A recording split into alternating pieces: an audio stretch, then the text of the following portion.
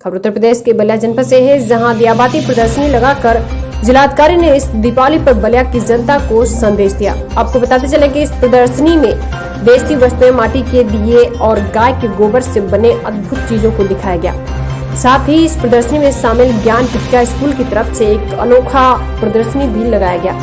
इस स्कूल ने लुप्त हो रही देसी चीजों को डिजाइन कर नए जनरेशन के लोगों को किया जागरूक। जिलाधिकारी बलिया ने इस प्रदर्शनी में लगे देसी क्वालिटी के हैंडमेड सामानों के हर स्टॉल का मुआयना किया। जिलाधिकारी बलिया ने कहा, प्रदर्शनी में लगे सभी चीजों का इस्तेमाल कर लोगों को देना चाहिए प्राकृतिक का साथ। कहा, प्रदर्शनी में लगे किसी भी चीजों की खरीदारी कर दीपावली त्योहार पर प्रयोग कर सकते हैं।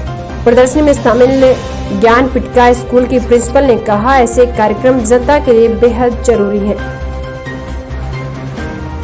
देखिए, ये दिया और बाती प्रदर्शनी इस आशय से लगाई गई कि हमारे त्योहारों में जो मौलिकता और परंपरागत रूप से मनाने का जो ढंग है, उससे हम भटकते जा रहे हैं आधुनिकता के चक्कर में और भौतिकतावाद के चक्कर में। तो परंपरागत रूप से उसकी मौलिकता बनाए रखते हुए कैसे हम त्यौहार मनाएं, क्योंकि मौलिकता और जो परंपरा बनाई गई है उसके पीछे कहीं न कहीं ये उद्देश्य है कि हर त्यौहार हमको प्रकृति से तादात्म्य बनाने का एक अप्रत्यक्ष सीख देता है।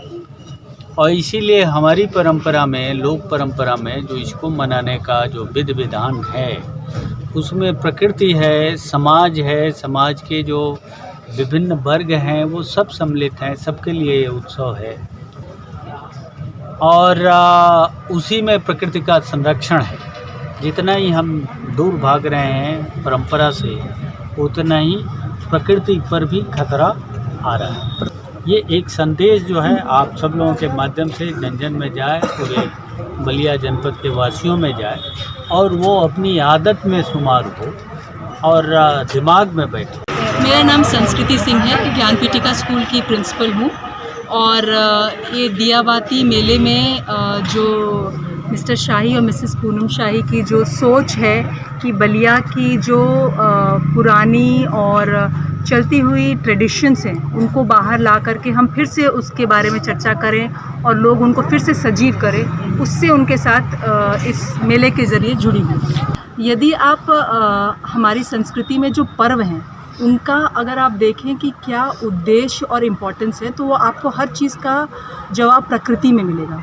जैसे छठ में उगते सूर्य को जल देना है, तो उससे यही होता है कि उसकी हम जो ऊर्जा है उसको हम रिस्पेक्ट करते हैं। आप ये देखें कि जब हार्वेस्टिंग होती है उसके बाद ज़्यादातर सारे पर्व होते हैं, तो उससे लग कर के घर में पहले सब लोगों को चूल्हियाँ बनाने आती थी, बोरसी बनाने आता था, ताकि यदि आपको अपना खाना खुद बनाना है तो आपको वो बेसिक स्किल्स आते रहें। हल, हरीस, बैलगाड़ी, बैल, इस प्रकार जितनी भी ऑर्गेनिक रूप से जो पुराने जो तरीके हैं उनको रिस्पेक्ट करना, उनको सामने ला के रखना।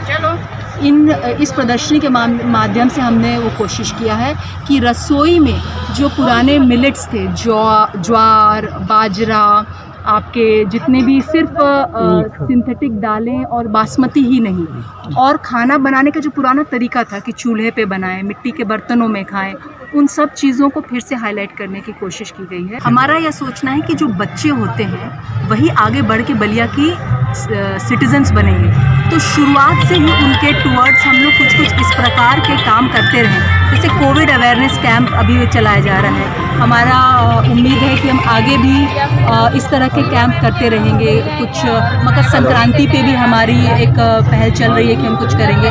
तो कोविड की वजह से लोग बहुत डर गए हैं, बाहर नहीं निकलना चाह रहे हैं। तो आप किस तरीके से जागरूक होकर के अपना मास्क पहने, सैनिटाइज़र लगाएं, डिस्टेंसिंग रखें, लेकिन खुश होना फिर से ना भूलें।